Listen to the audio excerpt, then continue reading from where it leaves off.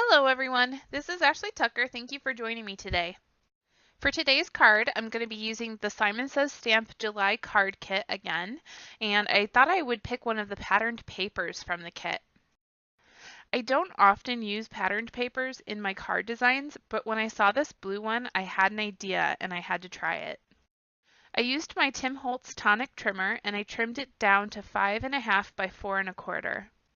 So when I looked at this paper, I had this idea to try and put some silver foil on it.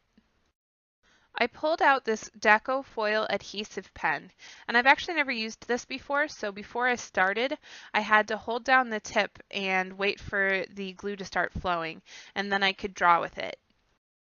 And I'm just drawing some very simple lines, just adding to this pattern a little bit. So I started by drawing those 3 lines in the darkest blue area, and then I'm going to add lines in the lightest blue area.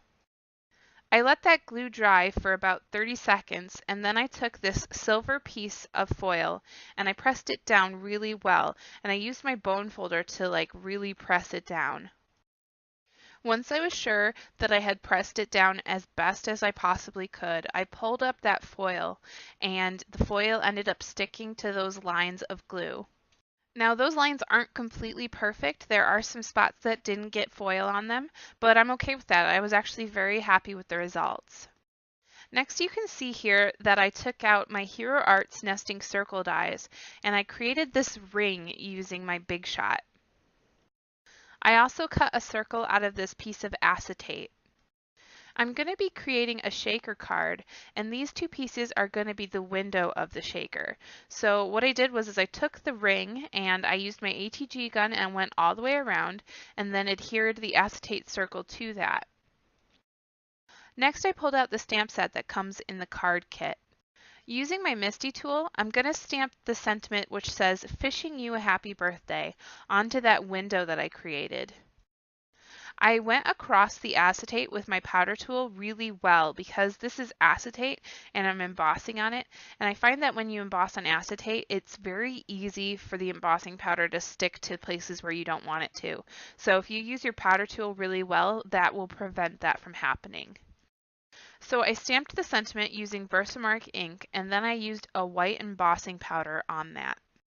Another very important thing to remember when you're embossing on acetate is to keep your heat tool on the acetate as little as possible.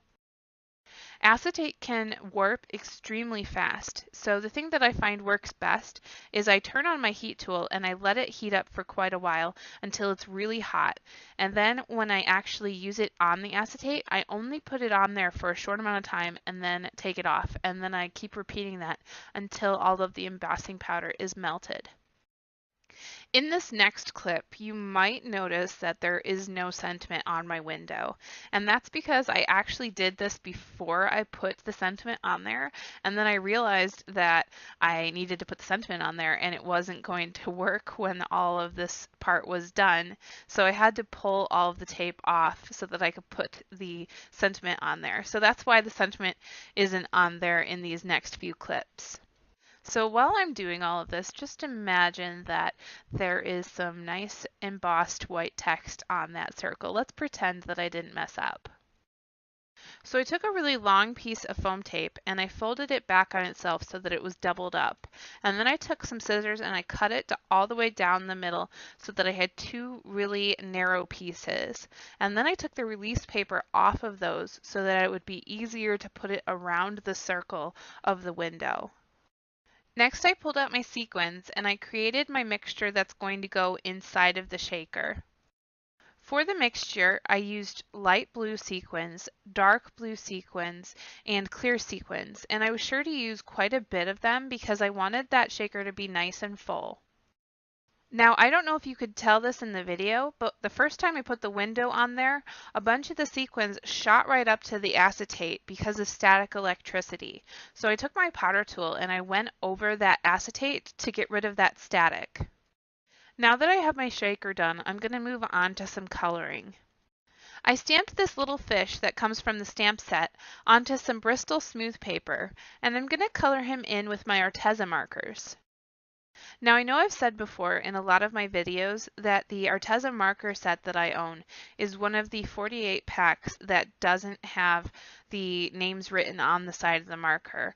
I got it a while ago and they used to not put them on the markers, but they do now. And I just wanted to say that I just ordered a pack of the 96 markers, and so in the future, not in this video, but going forward from this video, every time that I use the Arteza markers, I'm going to be able to let you know what colors I used because I have a set that has the names on the side of the markers now.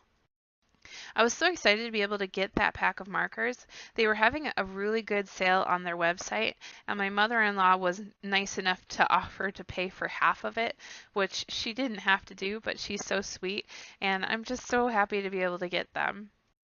Anyways, I colored this little fish in with a couple different shades of orange and yellow, and then I took this Papermate pen. This is just a regular Papermate pen that you could get at Walmart, and I drew in some extra scales to give it a little bit more detail. Once I had that first fish done, I realized that I wanted a couple more, so I stamped 2 more fish. By the way, I stamped all of these fish using Simon Says Stamp Intense Black ink, and I'm also using my Tim Holtz water brush to do all of the blending. Like I do with all of my Arteza coloring, I put the marker down where I think that I want it to be the darkest, and then I use my water brush to blend it out. If you find that you're struggling with Arteza markers, I would recommend working in smaller areas.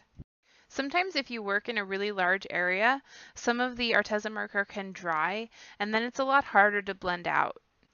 Another thing you could try if you're struggling is adjusting how much water you're using. I find that if you use too much water, or if you use not enough water, it can really affect your results. Anyways, once I had all 3 of these fish colored in, I fussy cut them out with my scissors, and then I'm going to start putting my card together. I took one of the pre-made card bases from the card kit, and I adhered my shaker panel using my HEG gun. After that, I glued down my fish using some Tombow glue. After that, I started on all of my finishing touches. First, I pulled out my Wink of Stella glitter brush, and I added some sparkle to all 3 of the fish. Next, I took out some clear sequins, and I added those using my Tombow glue. I added a small dot of glossy accents to the middle of each one of the sequins, and then I decided to add some dots all the way around the ring of the shaker. I went a little crazy with the finishing touches on this card, and I was a little worried that it was going to be too much and that it was just going to be too busy, but in the end I was pretty happy with it. The last thing that I did to finish this card was I took my white gel pen and I just added some highlights on the 3 fish. After that, this fun little birthday card is all done. Thank you for joining me today. I hope you really enjoyed this birthday shaker card using the July 2018 Simon Says Stamp card kit. All of the supplies that I used for this card can be found in the description down below. If you enjoyed watching, please be sure to hit the subscribe button so that you can see all of my future videos. Also, go ahead and leave a comment. I love to hear from you guys. I'm going to be back with a new video on Friday. Again, thank you for watching. I appreciate all of you, and I hope you have a great day today.